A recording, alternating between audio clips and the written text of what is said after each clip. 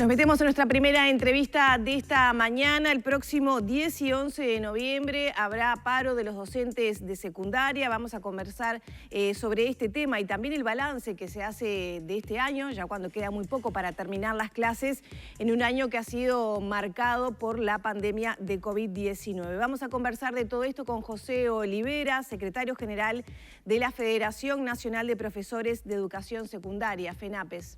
Bienvenido. Hola, buenos días. Un gusto estar aquí con ustedes hoy. Bueno, ¿por qué se elige un paro de 48 horas en este año tan particular, con todavía que las clases no están normalizadas, ¿no?, de forma presencial? Sí, luego de más de 2 meses de estar recorriendo un camino infructuoso, de pedir a las autoridades información con respecto a cómo se iba a cerrar este año, qué se proyectaba para el próximo, nos encontramos con un contexto donde el ajuste estructural del presupuesto, del gasto del Estado, va a tener consecuencias muy importantes, negativas diríamos lamentablemente, en todo el sistema educativo a partir del 2021. Sobre todo en un contexto tan complejo. Fíjense ustedes que todavía no pudimos recuperar la presencialidad plena y en muchos lugares muchos chicos hoy siguen yendo a los centros educativos en forma esporádica, entre otras cosas porque no hay recursos que permitan, por ejemplo, contratar o tener al personal de servicio adecuado para proceder a la ventilación, a la limpieza, a la desinfección de los centros.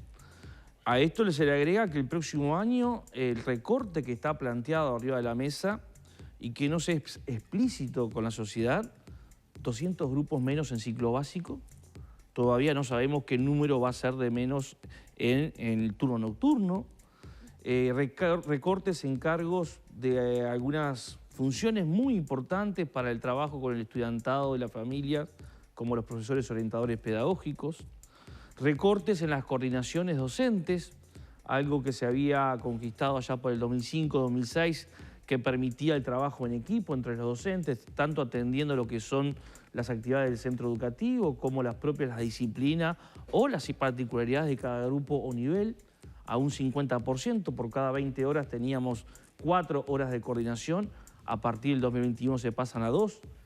En definitiva, solamente para que se tenga una idea, en secundaria se está hablando de un recorte de 43.000 horas docentes. Si yo esto lo pongo en unidades docentes, son 2.150 docentes menos para el próximo año, en un contexto donde todo el mundo nos dice que lo que se debe hacer es, con las condiciones sanitarias pertinentes, porque la pandemia no va a desaparecer el 1 de marzo, debiéramos ir a una lógica de reducción de grupos y de aumento de apoyatura al estudiantado. Bueno, en secundaria, como en el marco general de ANEP, se está yendo en el camino inverso.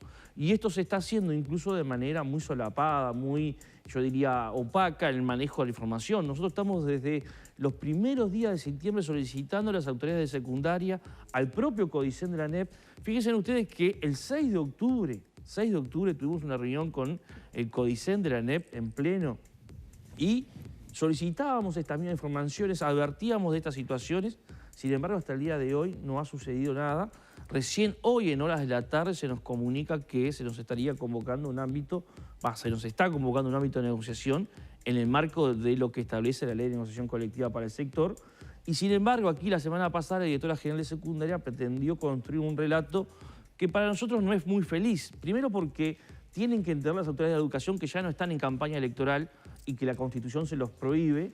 Y en segunda instancia, no se puede seguir ocultando a la sociedad los efectos que el recorte en el gasto estructural del Estado tiene sobre la educación. Le quería preguntar eso, porque justamente, como bien dice usted, la semana pasada estuvo Jennifer Cherro acá y hablaba de que, en definitiva, todos los meses tienen un encuentro bipartito con ustedes y ahí no evacúan esas dudas, esas consultas, las preguntas no son respondidas en ese ámbito. No, en primer lugar... Primero, sí. ¿Ese ámbito se constituye todos los meses? Bueno, una precisión importante, lamentablemente no. Lamentablemente no, en el Consejo Secundaria hubo que hacer varios planteos ante el CODICEN de la ANEP para que se corrigiera una conducta que nosotros no comprendíamos, particularmente la Dirección General del organismo, que no asistía a las reuniones, que lo hacía siempre de una manera que no aportaba la información, con interrupciones permanentes de su participación en los ámbitos. Recién a partir del mes de septiembre pudimos coordinar una agenda que involucró decir, bueno, tal día en el mes vamos a tener estos encuentros, salvo situaciones excepcionales se pueda cambiar. Por lo tanto... ¿Y de septiembre para acá qué ha pasado entonces? Y de septiembre para acá lo que ha pasado es que no se ha aportado información. No se ha aportado información porque cuando nosotros vimos a analizar, mejor dicho, lo que implicaba el ajuste estructural del gasto público en materia educativa, dijimos, bueno, esto va a tener consecuencias para el 2021 porque es donde entra a regir el nuevo presupuesto. Lo primero que a uno tiene que hacer es ir a la administración y solicitar la información, decir, bueno, ¿cuál es la proyección que se hace para el 2021? Bueno, esas informaciones de manera completa las tuvimos recién el jueves de la semana pasada. Quiere decir que se ha ido procesando en términos de discusión por parte de la administración toda una serie de transformaciones de cambio que no se informó, que se ha ocultado, porque es evidente que cuando yo tengo que recortar 43.000 horas, como está obligada hoy el Consejo Secundario en el marco general de recorte presupuestal, eso va a impactar en las condiciones de aprendizaje, eso va a impactar en las condiciones de trabajo. Y lo que nosotros decimos es que en este momento tan peculiar, tan particular, todo el mundo está haciendo un enorme esfuerzo para ir en otro sentido. ¿En qué sentido? En asegurar la presencialidad. Para nosotros es un hecho clave. Hoy los padres lo están reclamando, nosotros también lo estamos reclamando. Ahora, ¿la presencialidad requiere una mayor inversión? Sí, requiere una mayor inversión, porque usted va a tener que desdoblar grupos, usted va a tener que contratar más personal de servicio.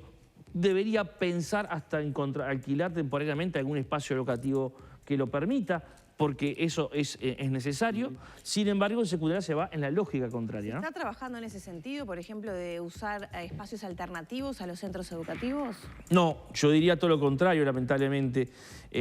Hoy hay espacios propios de la ANEP, propios del Consejo de Educación Secundaria, que no se están pudiendo utilizar por carecer, por ejemplo, de funcionarios de servicio. Ya este año, cuando se retornó a la presencialidad a mediados de año, hubo centros educativos que tuvieron que diferir su inicio de los cursos por no tener personal, por ejemplo, de servicio. Otros centros que están funcionando todavía hasta el día de hoy a la mitad de su capacidad locativa, porque bueno, con el protocolo que hay que aplicar, los distanciamientos físicos que hay que sostener en las aulas, el proceso que recomienda el propio Ministerio de Salud Pública, porque acá no estamos hablando de nada nuevo, que es ventilación, limpieza y desinfección, lleva un tiempo que requiere un número determinado de funcionarios que hoy el organismo no lo tiene. Usted decía que el año que viene se va a precisar, digamos, apuntalar más a los estudiantes. ¿Qué porcentaje de los estudiantes quedó desvinculado este año en secundaria con el tema del COVID y esta falta de presencialidad? Bueno, es un dato interesante. Nosotros tenemos algunas proyecciones, y son esas proyecciones, que nos da en el entorno del 20-22% en algunos sectores de la sociedad. Pero es un dato que ni siquiera la propia administración podría tener hoy, y esto es lo preocupante, porque ustedes no se olviden que en el caso de secundaria nosotros vamos a tener una finalización de curso recién sobre mediados de febrero del próximo año, producto de un conjunto de resoluciones que se tomaron que lleva a que el año lectivo no culmine el 31 de diciembre o al 30 de diciembre como estábamos acostumbrados. Por lo tanto, ese es un dato que hay que esperar y que preocupa, porque esa posibilidad de vinculación fuerte que se pueda dar en este año lectivo va a repercutir en la conformación de los grupos el año que viene. Nosotros no sabemos cómo la administración dice vamos a tener 200 grupos menos en los turnos diurnos para el próximo año, cuando ni siquiera uno tiene claro cuál es la perspectiva de promoción en este año. Sabemos que va a haber una migración muy fuerte del sector privado al sector público. Esto lo va a tener como consecuencia algo que ya lo advertimos desde hace algunos meses. El aumento de cantidad de estudiantes por grupo va a ser una situación de superpoblación que va a dificultar la atención al estudiantado. Justo en un momento donde, reitero, se requeriría todo lo contrario, una atención más personalizada, manteniendo una serie de apoyaturas que hoy están en riesgo o en dudas, disminuyéndose incluso por parte de la administración algunos referentes institucionales clave a la hora de abordar el trabajo conjunto con las familias, con los docentes y con el conjunto de la institución. Olivera, usted hablaba de entre otros puntos importantes, la necesidad, por ejemplo, o lo positivo que sería, en la medida de lo posible, el incremento de la presencialidad en clase, entre otros aspectos. Y tal vez muchos padres están del otro lado mirando y dicen, pero hay un contrasentido en cuanto pidiendo mayor presencialidad y a la vez tomando medidas sindicales como la del paro, parar 2 días después de venir de un paro de hace pocos días también.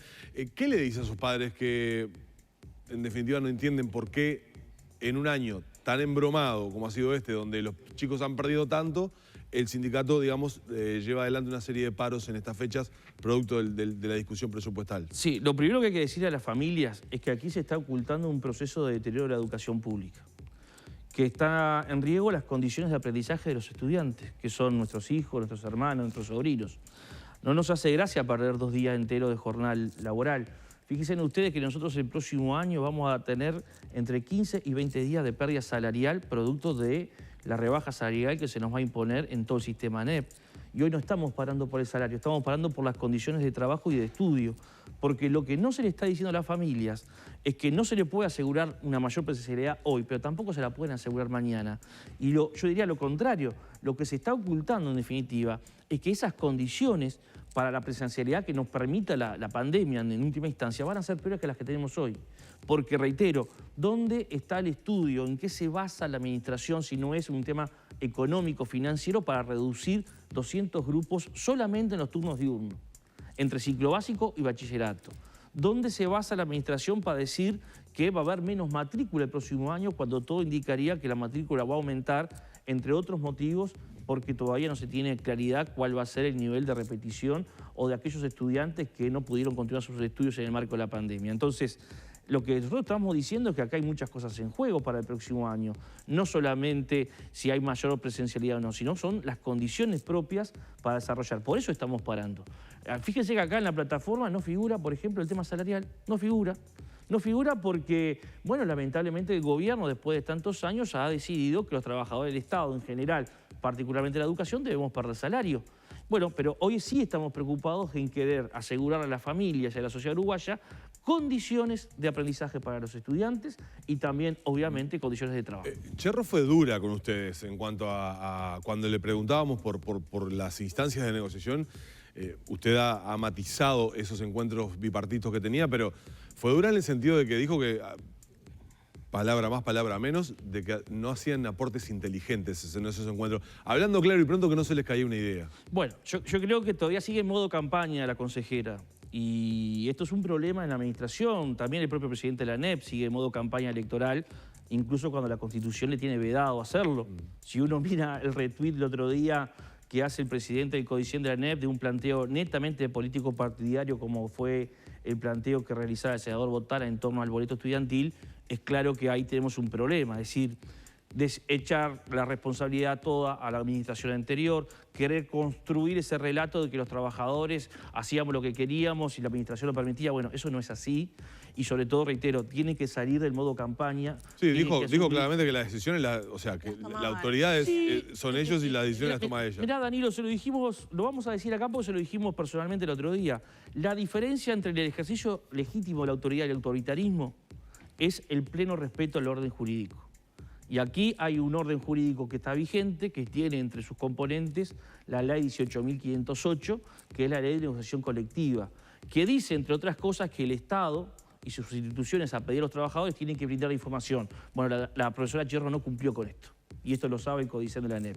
La profesora Cherro no hace los esfuerzos desde la conducción del Consejo para agotar por todas las vías posibles, mediante la negociación, encontrar soluciones y caminos de entendimiento en la medida que los haya.